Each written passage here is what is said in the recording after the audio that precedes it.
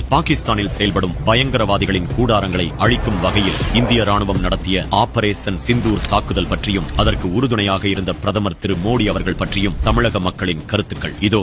பாவப்பட்ட மக்களை சாவடித்து தப்பு தானே, இது நல்ல விஷயமா தான் நினைக்கிறேன். தீவிரவாதம் நம்ம ஒரு ஆக்ஷன் உடனே எடுக்கிறார் இல்லையா, மத்த ஆட்சியில எப்படி நடந்ததுன்னு எனக்கு தெரியாது. ஆனா இந்த ஆட்சியை பொறுத்தவரைக்கும் பாத்தீங்கன்னா மோடி சார் டிசிஷன் உடனே எடுக்கிறாரு. அது ஒரு சந்தோஷமான விஷயம் தான். அது எப்படி இருக்குன்னா அது நான் என்ன சொல்றது, அது திருப்பியும் நம்ம தான் அவங்களை அடிக்கணும்.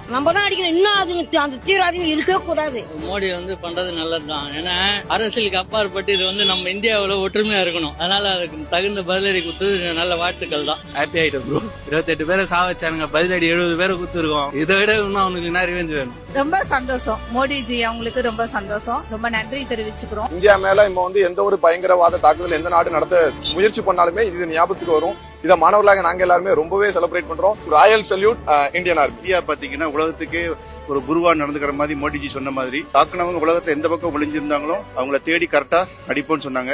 தீவிரவாதிகளை தான் அழிக்கணுமே ஒழிய பொதுமக்களுக்கு இடையூறா இருக்கக்கூடாதுங்கிறதுக்கு இது ஒரு ரோல் மாடல். புதுசா மேரிட் ஆன கப்பிள்ஸ் எல்லாம் போய் அவங்களோட செலிப்ரேஷன்ல அவங்க இன்வால்வ் ஆகி இவங்களை சுட்டு கொன்னது மட்டும் இல்லாம நீங்க போய் உங்க மோடிட்ட சொல்லுங்க அப்படின்னு சொல்லி மார்க் பண்ணி காமிச்சதுக்கான ஒரு ரிப்பீட்டான பதிலடியை தான் இது இந்தியா கரெக்டா எடுத்து பண்ணிருக்கு அப்படிங்கறத சொல்றேன். விமனா இருந்து இதை ரொம்ப ஒரு ப்ரௌடான ஒரு இதா நாங்க எல்லாரும் ஃபீல் பண்றோம்.